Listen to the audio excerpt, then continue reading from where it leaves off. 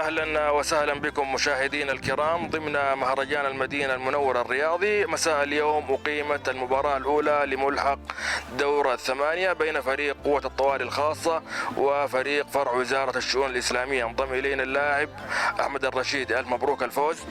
الله يبارك فيك. أولا بسم الله الرحمن الرحيم، والله يبارك فيك وشكرا. قبل أن نتكلم عن هذه المباراة وهذه المنافسة اليوم اللي صارت، جهود جمعية التميز على رأس وزارة الرياضة فرع المدينة المنورة والجهود اللي تبذل فتشكر حقيقة صراحة في الجهات الحكومية.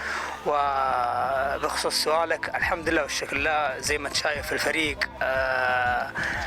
شيئا فشيئا إلى نتجانس وتناغم مع بعض، والحمد لله زي ما شفت اليوم الصورة مكتملة رغم نقص بعض نقاط القوة بالفريق. يعني كلهم مكملين بعض، ولكن في بعض العناصر لالتزامهم في بطولة خارج المدينة.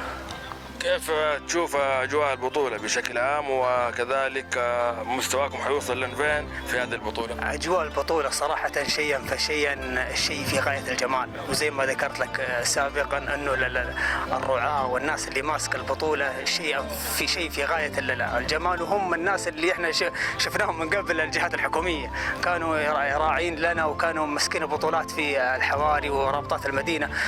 وبخصوص المباراة الآن الحمد لله زي ما ذكرت لك الفريق قام يتجانس ويتناغم مع بعض غير عن بداية أول مباراة، فتمرين ورا تمرين، والناس أغلبهم اللي بعضهم من المحافظات من فرع الوزارة، فالحمد لله الآن مسكنا الطريق على قولتهم. جميل ما شاء الله. الله يعطيك العافية، وقدمت اليوم مستوى رائع جدا في هذه المباراة. والديك يا حبيبي، وإن شاء الله القادم أفضل. لسه ما قدمنا شيء، إن شاء الله القادم أفضل بحول الله. بإذن الله. شكرا لك. شكرا.